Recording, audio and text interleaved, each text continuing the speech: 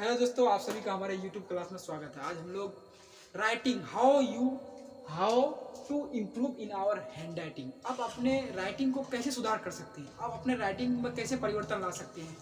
किसी भी एग्ज़ाम में सबसे ज़्यादा अगर किसी चीज़ का योगदान होता है वो आपके हैंड राइटिंग का। अगर आपका हैंड राइटिंग अच्छा है तो एग्ज़ाम जो चेक करता है कॉपी, उनके आंखों को जल्दी भाता है और आपके कॉपी को देख के उसको ऐसा लगना चाहिए, अट्रैक्ट होना चाहिए। आप उसमें कोई अगर अच्छा चीज़ लिखें, अगर आपका हैंड राइटिंग ख़राब है तो आपका मतलब उसको मतलब देखने में घिचिर भिचिर, शब्दों में सुधार और स्पष्टता नहीं दिखता है, तो आपकी राइटिंग को देख करके वो मतलब नंबर जितना देना चाहिए, अप्रोप्रिएट जितना नंबर होगा, आप उसके लायक उसको नहीं मिलेगा। मतलब आपके शब्दों के बीच समान दूरी होनी चाहिए और नीट एंड क्लीन लगना चाहिए, साफ़ सुथरा राइटिंग होनी चाहिए और घिचघाट टाइप का राइटिंग नहीं होना चाहिए। इसलिए आज हम आप लोगों को राइटिंग सुधारने के 3 या 4 ऐसे महत्वपूर्ण टिप्स बताएंगे, जिससे आप लोग इस चीज़ पर बने रहिएगा, पहल कीजिएगा, तो आपकी राइटिंग 100% तो नहीं, हम गारंटी देते हैं कि सबसे पहले प्रैक्टिस से ही राइटिंग सुधरती है। प्रैक्टिस करना होगा और जिस तरह से बताएंगे उस चीज़ पर थोड़ा सा पहल कीजिएगा।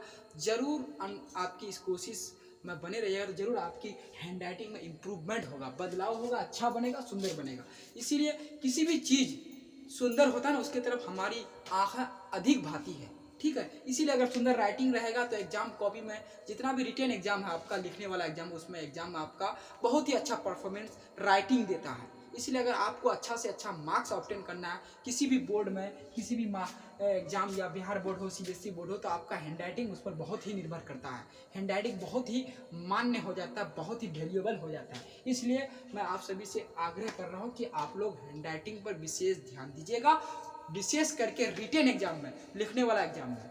देखते हैं, सबसे पहली बात, सही तरीके से बैठ के लिखना।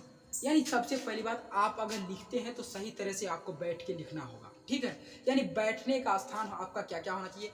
टेबल हो जाएगा, कुर्सी हो जाएगा, चेयर हो जाएगा, या आपका कोई भी बढ़िया मतलब आप जिसमें कंफर्टेबल महसूस करते हैं, जिसमें आपको लगता है जो हाँ यहाँ लिखने से हमारा हैंड राइटिंग बिगड़ेगा नहीं, सुधरेगा, तो हम उस जगह को सेलेक्ट करेंगे। कुर्सी, टेबल, चेयर लगा करके, अच्छा अच्छा बेंच में लगा करके, बहुत सारा जिसमें आपको लगे जो हाँ मेरा हैंड राइटिंग इसमें बनेगा, हमारी शरीर जिसमें गति ज़्यादा हिलडोल नहीं करना चाहिए, उस जगह हम सेलेक्ट करेंगे। देखते हैं अगर कोई इंसान का अच्छा राइटिंग होता है, अगर उसको अच्छा कंफर्टेबल जगह नहीं मिलता है ना, तो उसका राइटिंग गड़बड़ा जाता है, डिसबैलेंस हो जाता है, वो एक संतुलन में नहीं रह पाता। राइटिंग के लिए आपको संतुलन होना पड़ेगा।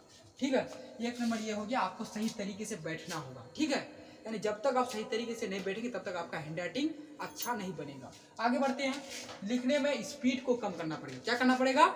लिखने में क्या कम करना पड़ेगा आपको? स्पीड को कम करना पड़ेगा। सबसे पहली बात, अगर आप स्पीड कम लिखते हैं तो आप भले ही 2 पेज की जगह 1 पेज लिखिए, मगर स्पीड कम करके लिखिए। अगर आप स्पीड कम करके लिखते हैं तो आपका राइटिंग में परिवर्तन आता है। क्योंकि बड़े बड़े स्कूल में पेंसिल से लिखने के लिए क्यों कहा जाता है, चाहे 1 to 5 का हो, चाहे फिर 5 से आपका 12 क्यों ना हो।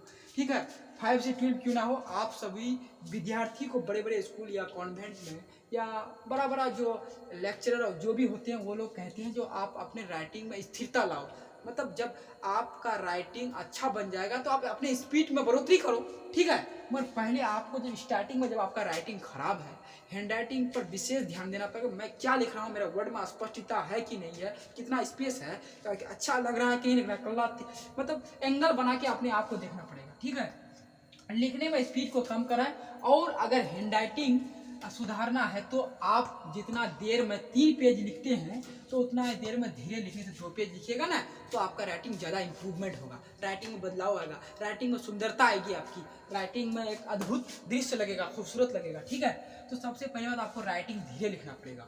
और धीरे लिखने से क्या होगा, पेंसिल का यूज करें, क्योंकि पेंसिल में आपका ना स्पीड कम होता है, धीरे लिखा जाता है। आप धीरे लिखना भी, स्पीड भी लिखना भी चाहोगे तो आपका पेंसिल स्पीड को कम कर देगा। तो जब पेंसिल का उपयोग करेंगे, शुरू में जब राइटिंग आपका सुधर जाएगा तो फिर आप बॉल पेन का इस्तेमाल कर सकते हैं। जब राइटिंग सुधर जाएगा तो आप स्पीड से लिख सकते हैं, कोई दिक्कत नहीं है। मगर आपको राइटिंग सुधारने के दौरान एट फर्स्ट आपको सबसे पहले क्या करना पड़ेगा, आपको हैंड राइटिंग को सुधारने के लिए धीरे धीरे लिखना पड़ेगा। और आपको एक ऐसा जगह सेलेक्ट करना पड़ेगा, जगह पर भी निर्भर करता है।